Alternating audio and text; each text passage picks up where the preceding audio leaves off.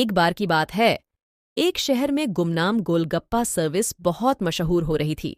इस गोलगप्पा सर्विस को कौन चला रहा था, ये कोई भी नहीं जानता था, पर इसके बहुत से कस्टमर्स थे और सब जानना चाहते थे कि इतना अच्छा गोलगप्पा भला कौन बना रहा है।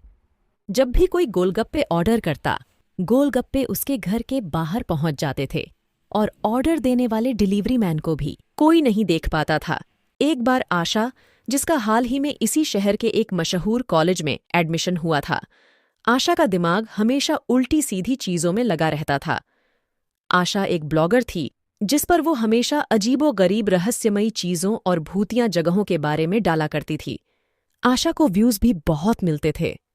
आशा इस शहर में नई थी, इसलिए वो रूम किराए पर लेकर रह रही थी। एक दिन वो अपनी फ्रेंड से बात कर रही थी। अरे यार रिंकी, मैं तो ये रोज रोज मेस का खाना खाकर थक गई हूँ। वही बोरिंग सा खाना अब मैं और नहीं खा सकती। चल ना, बाहर से कुछ चटपटा खाकर आते हैं। अरे आशा, मुझे ना अभी थोड़ा काम है। तुम वो ऑनलाइन खट्टा मीठा गोलगप्पा क्यों नहीं मंगवा लेती? तुम्हें पता है आधा शहर उसी से गोलगप्पे मंगाता है। अच्छा, तो इसका मालिक कौन है? वो तो कोई भी नहीं जानता। क्या? हाँ, अरे आशा, गुमनाम गोलगप्पा सर्विस के गोलगप्पे तो लाजवाब होते हैं, पर इसे चलाता कौन है वो नहीं पता। अच्छा, तो इसे कैसे मंगाऊं? अरे वो तो गुमनाम गोलगप्पा सर्विस की वेबसाइट है। तुम वहां जाकर अपना नाम और एड्रेस डाल दो और पेमेंट भी ऑनलाइन कर देना, और तुम्हारा गोलगप्पा तुम्हारे दरवाजे पर पहुंच जाएगा। ये तो सही है, फिर मैं भी इसे ट्राई करूंगी। ओके, फिर चलो, मैं चलती हूँ। पिंकी के जाने के बाद आशा भी घर निकल जाती है। आशा घर पहुंचते ही उस गुमनाम गोलगप्पा सर्विस की वेबसाइट को खोलती है और अपना नाम और एड्रेस डाल देती है। कुछ ही देर में उसके घर की डोरबेल बजती है, पर बाहर उसे कोई भी नहीं दिखता है। वहां बस गोलगप्पा का एक पैकेट था जो कि जमीन पर रखा था। उसे वहां रखकर कौन गया ये आशा नहीं देख पाती। अरे आखिर इतने स्पीड में गोलगप्पा को यहाँ रख कर गया कौन? पहले गोलगप्पे खाकर देखती हूँ। आशा गोलगप्पे उठाती है और अंदर रूम में चली जाती है। वो अपना पैकेट खोलती है और देखती है कि उसके अंदर जो गोलगप्पे रखे थे उससे बहुत अच्छी खुशबू आ रही थी।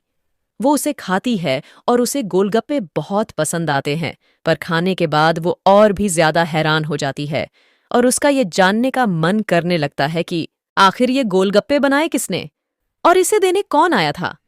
फिर आशा सोचती है, अगर मैं ये पता लगा लूँ कि ये गुमनाम गोलगप्पा सर्विस कौन चला रहा है और इसके बारे में अपने चैनल पर अपलोड करूँ, तब तो मैं मशहूर हो जाऊंगी और मेरी वीडियो को बहुत व्यूज़ मिलेंगे। यस, अब तो मैं ये पता लगा कर रहूंगी कि इस गुमनाम गोलगप्पा सर्विस के पीछे आखिर हैं कौन। अगले दिन आशा फिर गोलगप्पे ऑर्डर करती है और उसके कुछ ही देर बाद ही उसके डोर पर पहुंच जाता है। पर इस बार भी आशा ये नहीं देख पाती कि गोलगप्पे देने आया कौन। कई दिनों तक यही चलता रहता है। फिर एक दिन आशा फैसला करती है, अब तो चाहे कुछ भी हो, मैं जानकर ही रहूंगी कि ये है कौन जो मुझे गोलगप्पे देने आता तो है पर दिखता नहीं। अगले दिन जब गोलगप्पा आने का समय होता है, तब आशा घर के बाहर ही छुप जाती है और देखती है कि एक सुंदर लड़की आशा के दरवाजे तक आती है और चुपचाप गोलगप्पा रखकर तुरंत सड़क की तरफ चली जाती है। आशा उसका पीछा करती है और देखती है कि वो लड़की गाड़ी पर बैठकर कहीं जाने लगती है। आशा भी गाड़ी में बैठकर जल्दी से उस लड़की के पीछे जाती है। आज तो मैं इस गोलगप्पे वाली का पर्दाफाश करके ही रहूंगी। ये तो एकदम शहर के बाहर की तरफ कहीं जा रही है। वो लड़की गाड़ी में बैठकर थोड़ी ही देर में शहर के बाहर बने खंडहर के पास जाकर रुक जाती है। यहाँ एक छोटा सा घर था जो बिल्कुल सुनसान था। देखकर यह कहना भी मुश्किल था कि यहाँ पानी और बिजली आता होगा। आशा गाड़ी को थोड़ा पीछे खड़ा कर देती है। आशा घर की एक खिड़की से अंदर झांकने लगती है और इतना ही नहीं, वो अपना कैमरा खोलकर सब रिकॉर्ड करने लगती है और जो उसे दिखाई देता है वो देखकर आशा के पैरों तले जमीन खिसक जाती है। वो सुंदर लड़की घर के अंदर पहुंचकर एक चुड़ैल में बदल जाती है और उस जगह पर बहुत सारे गोलगप्पे बनाने का सामान रखा था। ये सब देखकर आशा को कुछ समझ नहीं आता और तभी चुड़ैल की नजर खिड़की के पीछे खड़ी आशा और उसके कैमरे पर पड़ती है। वहाँ कौन है? जल्दी अंदर आओ वरना अच्छा नहीं होगा। आशा चुड़ैल की डरावनी आवाज सुनकर डर जाती है, पर उसे कुछ समझ नहीं आता कि वो क्या करे। इसीलिए वो चुपचाप अंदर चली जाती है। कौन हो तुम? और ये कैमरा? तुमने मेरा पीछा किया और अपने उस कैमरे में सब कुछ रिकॉर्ड किया ना? सब सच सच बताओ वरना अच्छा नहीं होगा। तुम यहाँ से जिंदा बचकर नहीं जा पाओगी। अरे नहीं नहीं, मैं तो बस वो दरअसल मैंने तुम्हारी गोलगप्पी ऑनलाइन मंगाई थी। मैं बहुत दिनों से तुम्हारा गोलगप्पा खा रही हूँ। सिर्फ मैं जानना चाहती थी कि आखिर ये गोलगप्पे इतना अच्छा बनाता कौन है, इसलिए आज मैंने तुम्हारा पीछा किया। मुझे लगा अगर मैं ये जान जाऊंगी कि ये गुमनाम टिफिन सर्विस कौन चला रहा है तो मेरे चैनल पर मुझे बहुत व्यूज मिलेंगे। अब तुम्हारी खैर नहीं। तुम्हारी हिम्मत कैसे हुई मेरा पीछा करने की? बोलो, क्या किया जाए तुम्हारे साथ? मार दिया जाए या छोड़ दिया जाए? इतना कहकर चुड़ैल सब्जियों के पास रखा एक बड़ा सा चाकू उठाती है। आशा चाकू देखकर डर जाती है और चुड़ैल से कहती है, अरे अरे रुक जाओ, भला तुम मुझे क्यों मार रही हो? प्लीज मुझे जाने दो। अगर मुझे कुछ हुआ तो मेरा चैनल कौन चलाएगा? वाह, यहाँ तुम मरने वाली हो और तुझे अपने YouTube चैनल की चिंता है।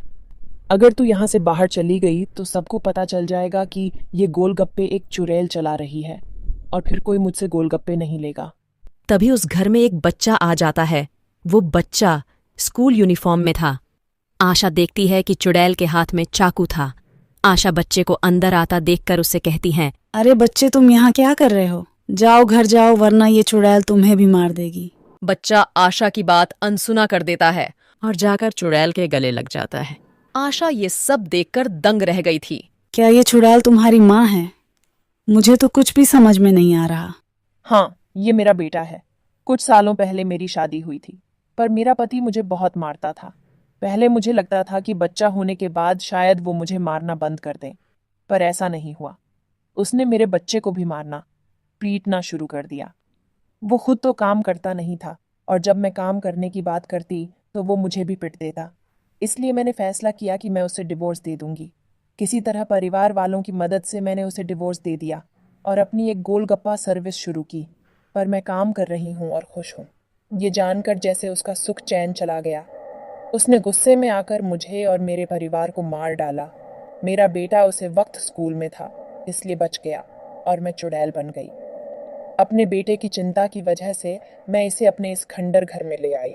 यहाँ मेरा पति मेरे बच्चे को नहीं ढूंढ पाएगा और मैं अपने बेटे को यहाँ अच्छे से पढ़ा लिखा सकूंगी।